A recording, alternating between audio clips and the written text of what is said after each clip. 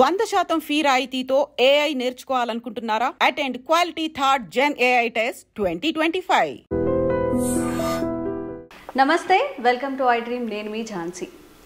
పేదవారు మధ్యతరగతి కుటుంబాలు ఎక్కువగా ఉన్న మన భారతదేశంలో ఒక వ్యాపారం చేసి డబ్బులు సంపాదించవచ్చా, ఎలా అయితే మనం త్వరగా సెటిల్ అయ్యే అవకాశాలు ఉంటాయి, ఈ విషయం గురించి ఈరోజు మాట్లాడదాం. ప్రస్తుతం అంతా ఉన్నారు AMFI సర్టిఫైడ్ ఇంకా మ్యూచువల్ ఫండ్ డిస్ట్రిబ్యూటర్ మోనిగల సాల్మన్ గారు. నమస్కారం అండి.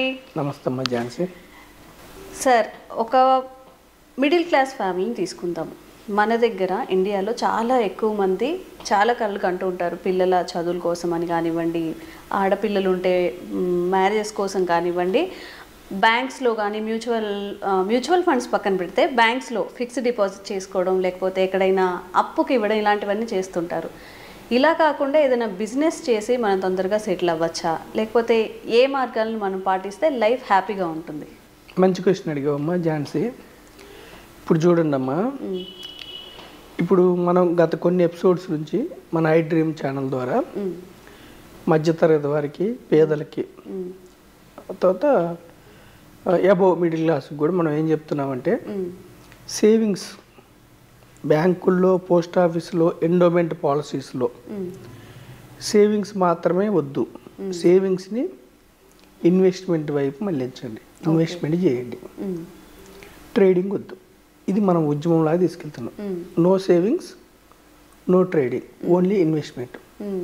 ఇన్వెస్ట్మెంట్ అంటే ఒక ముందు చూపుతో కొంతకాలానికి ఇంత రిటర్న్ వస్తుందని ఎక్స్పెక్ట్ చేసి చేసేదాన్ని ఇన్వెస్ట్మెంట్ అంటారు. ఓకే. అయితే మనం ఏం చెప్తున్నామంటే, బిజినెస్ చేసుకునే వాళ్ళు కావచ్చు, ఎంప్లాయీస్ కావచ్చు, మీరు ఒకసారి డబ్బు సంపాదించిన తర్వాత ఆ డబ్బు మీకోసం పనిచేయాలి. అలాంటి చోట ఇన్వెస్ట్ చేయండి అని చెప్తున్నాం. సో మీరు సెకండ్ ఇన్కమ్ జనరేట్ చేసుకోమని చెప్తున్నాం. సెకండ్ ఇన్కమ్ జనరేట్ చేసేటప్పుడు మీ ప్రజెన్స్ అక్కడ ఉండకూడదు. అంటే మీరు శారీరక శ్రమ పొందకూడదు. కేవలం మైండ్తోనే మీరు డబ్బులు సంపాదించేలాగా వైజ్గా ఇన్వెస్ట్ చేయమని చెప్తున్నాం. సో ఇప్పుడు మనం ఏం చెప్తున్నాం అంటేనమ్మా, మీరంటే ఇక్కడ ఉద్దేశం మన ప్రజలు, మిమ్మల్ని బేస్ చేసుకొని నేను ప్రజలకి సందేశం ఇస్తున్నాను. మీరు ఏ ఉద్యోగం చేయండి, ఎంత పేదవారన్నా కానివ్వండి, వాచ్మెన్ అవ్వచ్చు, ఆటో డ్రైవర్ అవ్వచ్చు, కూలీ అవ్వచ్చు, లేదా ఎవరైనా కావచ్చు, మీరు మీ డబ్బుతో మీరు సెకండ్ ఇన్కమ్ జనరేట్ చేయాలి. చదువు లేకపోవచ్చు, ఎనీ రిలీజియన్, ఎనీ క్యాస్ట్, ఏదైనా కావచ్చు, ప్రాంతం ఏదైనా కావచ్చు. సో దానికి మార్గాలు ఏం చెప్తున్నాం అంటే, మీరు కంపెనీస్లో ఓనర్స్ అవ్వండి. కంపెనీస్లో ఓనర్స్ అయితే ఎప్పుడు కూడా ఓనర్షిప్కి ఏంటి, వచ్చిన లాభాలు సమానంగా పంచుకోవచ్చు. ఓనర్షిప్ ఒకవేళ నష్టాలు వస్తే కూడా నష్టపోతాం ఓనర్షిప్ అంటే. అదే ఎంప్లాయీ లాగా ఉంటే మనకి ఫిక్స్డ్ ఇన్కమ్ ఉంటుంది ఎంప్లాయీ అయితే. ఓనర్షిప్ అయితే ఫిక్స్డ్ ఇన్కమ్ కాకుండా ఎక్కువ లాభాలు వచ్చినప్పుడు ఎక్కువ వచ్చే అవకాశం ఉంటుంది, నష్టం వచ్చినప్పుడు నష్టం వచ్చే. అయితే ఇక్కడ కంపెనీస్ కూడా రెండు రకాల కంపెనీస్ ఉంటాయమ్మా. ఒకటి ప్రైవేట్ లిమిటెడ్ కంపెనీస్, రెండు పబ్లిక్ లిమిటెడ్ కంపెనీస్. ఇప్పుడు ప్రైవేట్ లిమిటెడ్ కంపెనీస్ అంటే ఏమిటి? ఏవైనా మనకి ఎంటర్‌ప్రెన్యూర్స్ కానివ్వండి, లేకపోతే డేటా ఎంట్రీస్ కానివ్వండి, ఇట్లా ఛానల్స్ కానివ్వండి. ఇప్పుడు చూడండి అమ్మా, మనం ఉన్న వీధిలో కానీ, మనం ఉన్న చుట్టుపక్కల కానీ హోటల్స్ ఉంటాయి, బాగా టేస్ట్ ఉండే హోటల్స్. మీరు ఒక హోటల్లో ఆతిథ్యం స్వీకరించారు, ఆ హోటల్లో ఫుడ్ కానీ, ఆ హోటల్లో మర్యాదలు కానీ సూపర్ ఉన్నాయి, మీకు నచ్చాయి. మీరు ఆ హోటల్లో పార్ట్నర్షిప్ కావాలనుకుంటున్నారు, మీరు వెళ్ళి అడిగారు అనుకోండి, ప్రైవేట్ లిమిటెడ్ కంపెనీస్లో ఎవరికి పార్ట్నర్షిప్ ఎవరు తీసుకోరు వాళ్ళు అసలు. ఆల్రెడీ ప్రైవేట్ లిమిటెడ్ కంపెనీస్ అంటే ఆ ఓనరు, వాళ్ళ కుటుంబం, వాళ్ళ బంధువులు ఉంటారు. అంటే కొద్ది మంది వాళ్ళతో పార్ట్నర్షిప్ ఉండేదని ప్రైవేట్ లిమిటెడ్ కంపెనీస్ అంటే. మీరు హాస్పిటల్కి వెళ్ళారు, బాగుంది హాస్పిటల్, గుడ్ నేమ్ వచ్చింది, మనకి పార్ట్నర్షిప్, ప్రజలకి పార్ట్నర్షిప్ ఎవరు అనుకోండి, దాన్ని ప్రైవేట్ లిమిటెడ్ కంపెనీస్ అంటారు. పబ్లిక్ లిమిటెడ్ కంపెనీస్ అంటే ఇప్పుడు ఇదే మీరు Taj hotel, Indian hotels, 5 star hotels మీకు నచ్చింది ఆ హోటల్, అంత బాగుంది, సిస్టమేటిక్గా బాగా గ్రో అవుతుంది. అందులో మీరు పార్ట్నర్షిప్ తీసుకోవాలంటే జస్ట్ మీరు ఒక డిమాట్ అకౌంట్ తీసుకొని ఆ కంపెనీ షేర్ కొనుక్కుంటే మీరు ఓనర్ అవుతారు. మీరంటే మీరు కదా, పబ్లిక్ ఎవరైనా, కూలీ అయినా ఓనర్ అవ్వచ్చు, ఆటో డ్రైవర్ అయినా ఓనర్ అవ్వచ్చు, వాచ్మెన్ అయినా. అంటే ఇక్కడ నేను కించపరచడానికి అంటలేదు, ఎంత పేదవారైనా, ఏ స్థాయిలో ఉన్న పబ్లిక్ లిమిటెడ్ కంపెనీస్లో ఓనర్ అవ్వచ్చు. ఓకే. ఈ డీమ్యాట్ అకౌంట్ అంటే ఏంటి సార్ మామూలుగా? అంటే కంపెనీలో ఓనర్ అవ్వాలంటే, షేర్ కొనుక్కోవాలంటే డీమ్యాట్ ఒక బ్యాంక్ అకౌంట్ ఎలాగో అలాగే డీమ్యాట్ అకౌంట్. ఓకే, మనం క్రియేట్ చేసుకోవచ్చు. డీమ్యాట్ అకౌంట్ ఇచ్చే సంస్థలు ఉంటే డీమ్యాట్ అకౌంట్ తీసుకోవాలి. అయితే మనం ఏం చెప్తున్నామంటే అమ్మ, పబ్లిక్ లిమిటెడ్ కంపెనీస్లో ఓనర్ అయితే మధ్యతరగతి వారు బ్యాంక్స్లో ఓనర్స్ అవ్వచ్చు, హాస్పిటల్స్లో ఓనర్స్ అవ్వచ్చు, ఏ బిజినెస్లో. ఇప్పుడు చూడండి అమ్మ, మనము మన చుట్టూ ఉన్న వస్తువులు, మనం కన్జ్యూమ్ చేసే వస్తువులు మ్యాక్సిమం 80% పబ్లిక్ లిమిటెడ్ కంపెనీస్ నుంచే వస్తాయి. ఓకే. మనం వాడే బ్యాంక్స్ అన్ని పబ్లిక్ కంపెనీస్, పబ్లిక్ బ్యాంక్స్. ఓకేనమ్మా. మనం పొద్దున్న లేస్తే వెలిగించే గ్యాస్ దగ్గర నుంచి, వాడే వస్తువుల దగ్గర నుంచి, హిందుస్థాన్ యూనిలివర్ కానీ, ఫ్రిడ్జ్ కానీ, ఫ్యాన్ కానీ, రిఫ్రిజిరేటర్లు కానీ, ప్రతి వస్తువు public limited. 80% 90% public limited companies. Okay.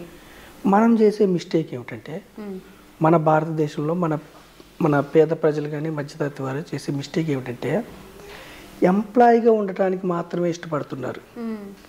ఎంప్లాయీగా ఉంటే లిమిటెడ్ ఇన్కమ్, లేదంటే బిజినెస్ చేస్తున్నారు, ఒక హోటల్ పెట్టారు, ఒక ఎనీ హోటల్, లేదంటే ఎనీ బిజినెస్, కూరగాయల వ్యాపారం ఏదైనా కావచ్చు, లిమిటెడ్ ఇన్కమ్. దాన్ని వైజ్గా ఇన్వెస్ట్ చేస్తే, తెలివిగా ఇన్వెస్ట్ చేస్తే, అంటే కంపెనీస్లో ఓనర్స్ అయితే, పబ్లిక్ లిమిటెడ్ కంపెనీస్లో ఓనర్స్ అయితే, మీరు ఈ కంపెనీ యొక్క గ్రోత్ని బట్టి ఈ కంపెనీస్కి లాభాలు వస్తుంటే మీకు కంపెనీలు డివిడెండ్స్ ఇస్తాయి, లాభాలు పంచుతాయి. ఓకేనమ్మా. తర్వాత క్యాపిటల్ గెయిన్ అంటే షేర్ వాల్యూ పెరుగుతూ ఉంటుంది. సో మనం ఏం చెప్తున్నాం అంటే, పబ్లిక్ లిమిటెడ్లో ఓనర్షిప్ తీసుకోవడానికి పేదవారు మధ్యతరగతి వారు ప్రయత్నించండి. ఓకే. ఓకేనమ్మా. అయితే ఇక్కడ లిమిటెడ్ అంటానికి అర్థం ఏమిటి? లిమిటెడ్, ప్రైవేట్ లిమిటెడ్కి పబ్లిక్ లిమిటెడ్ అని ఉంది. లిమిటెడ్ అంటే ఏంటంటే, లిమిటెడ్ అంటే లయబిలిటీ లిమిటెడ్ అమ్మ. అంటే ఇప్పుడు మనం ఒక గ్యాస్ కంపెనీలో షేర్ తీసుకున్నాం, ఓనర్ అయ్యాం మనం. ఆ గ్యాస్ కంపెనీలో ఏదైనా ప్రమాదం జరిగింది అనుకో, కేసు షేర్ హోల్డర్స్ మీద రాదు. ఓనర్, మనం షేర్స్ కొనుక్కున్నాం కదా, పబ్లిక్ మన మీదకి రాదు.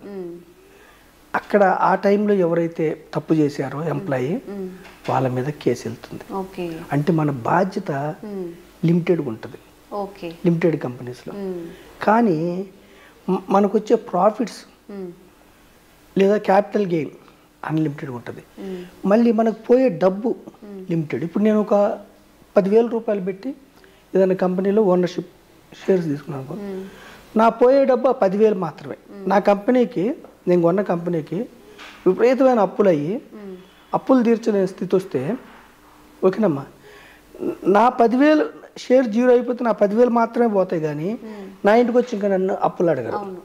అదే మనం ఇండిపెండెంట్గా బయట మనం ఒక బిజినెస్ పెట్టుకుంటే, మనం ఒక 5 లక్షలు తీసుకెళ్ళి బిజినెస్ పెట్టామమ్మా, ఇంకా ఎక్కువ అప్పులు అయినాయి అనుకో, మనం రొటేట్ చేయటం రాక, అప్పుడు మనం ఇల్లు పర్సనల్ ఆస్తులు కూడా అమ్ముకొని తీర్చాల్సి వస్తుంది. అంటే ఇక్కడ అప్పులు, బాధ్యత ఇవి లిమిటెడ్గా ఉంటాయి లిమిటెడ్ కంపెనీస్లో.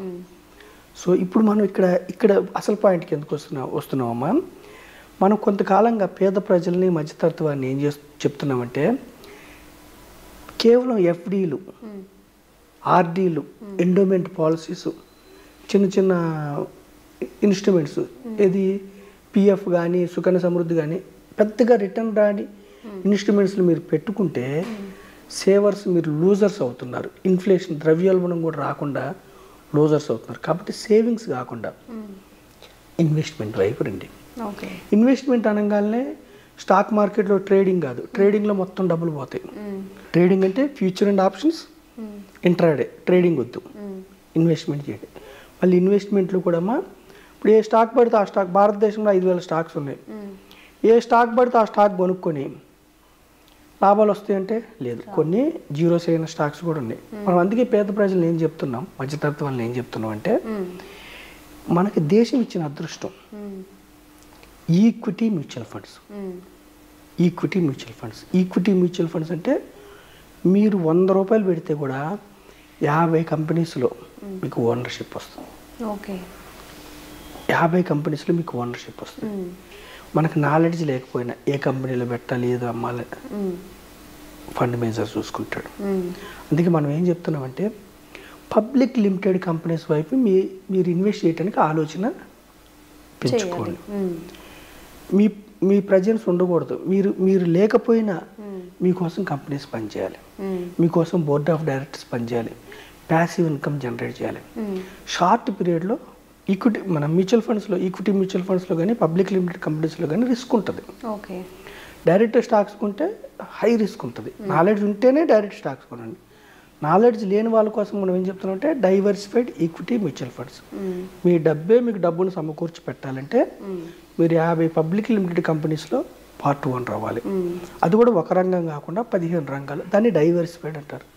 డైవర్సిఫైడ్ అది కూడా మీ సొంత ఈక్విటీ మ్యూచువల్ ఫండ్లో ఒకటే మనకి డిసడ్వాంటేజ్ ఏంటంటే, వేలు స్కీమ్స్ ఉంటాయి, ఏది కొనాలి ఏది అమ్మాలని. సో మీరు ఒక ఫైనాన్స్ ప్రొఫెషనల్ ద్వారా, ఒక అడ్వైజర్ ద్వారా, లేదా మ్యూచువల్ ఫండ్ డిస్ట్రిబ్యూటర్ ద్వారా మీ యొక్క లక్ష్యాలకు అనుగుణంగా మీరు ఇన్వెస్ట్మెంట్ వైపు, పబ్లిక్ లిమిటెడ్ కంపెనీస్ ఇన్వెస్ట్మెంట్ వైపు మీరు మళ్ళీతే అంతిమంగా మీకు ఏమైందంటే, కంపెనీస్లో మీ డబ్బు ఇన్వెస్ట్ చేస్తే కంపెనీస్కి డబ్బు రావటం వల్ల అడిషనల్గా ఇంకా బ్రాంచ్లు తెరుస్తారు. కంపెనీస్కి మీరు ఇన్వెస్ట్ చేయడం వల్ల కంపెనీస్కి షేర్ వాల్యూ ద్వారా డబ్బు రావటం వల్ల పే హైక్స్, అంటే వాళ్ళకి జీతాలు పెంచుతారు, ఎకానమీ గ్రో అయింది, కంపెనీస్కి లాభాలు వస్తే కార్పొరేట్ ట్యాక్సులు పెరుగుతాయి, దేశానికి ఉపయోగం. ఎప్పుడైతే దేశానికి డబ్బు వస్తుందో వాళ్ళు మళ్ళీ స్పెండ్ చేస్తారు రోడ్ల మీద, సంక్షేమం మీద, ఎకానమీ గ్రో అయింది, అంతిమంగా మీరు గ్రో అవుతారు. సో మనం పేద ప్రజల మధ్యతత్వాన్ని మన యొక్క ఎపిసోడ్ ద్వారా ఏం చెప్తున్నాం అంటే, కేవలం ఎంప్లాయీగా లేదంటే మీరు ఏదో చిన్న బిజినెస్ చేసుకుంటే అక్కడే ఆగకుండా ఇన్వెస్ట్మెంట్ వైపు వచ్చి, పబ్లిక్ లిమిటెడ్ కంపెనీస్లో ఇన్వెస్ట్మెంట్ వైపు వచ్చి, డైరెక్ట్ స్టాక్స్ మీకు తెలియకపోతే equity, diversified equity mutual fund ద్వారా వచ్చి ఎకానమీ గ్రోత్లో మీరు కూడా పార్టిసిపేట్ అయ్యి మీ యొక్క పర్సనల్ ఇన్కమ్ని గ్రో చేసుకోవడానికి ట్రై చేయమని నేను మీ ద్వారా అభ్యర్థిస్తున్నాను. ఓకే, నిజంగా చాలా మందికి మీరు చెప్పినట్లుగా ఎన్నో కోట్ల మంది ఉంటే తక్కువ మంది ఇన్వెస్ట్ చేస్తున్నట్లు, ఎంతసేపు ఎఫ్టీ చేద్దామా లేకపోతే ఏదైనా చిట్టి కడదామా ఇలాగే చూస్తూ ఉంటారు. ఇట్లా ఇన్వెస్ట్ చేస్తే నిజంగా రిటర్న్స్ కూడా మంచిగా ఉంటాయి, హ్యాపీ లైఫ్ లీడ్ చేసే అవకాశం కూడా ఉంటుందండి. Thank you so much. Thank you అమ్మ ఝాన్సీ.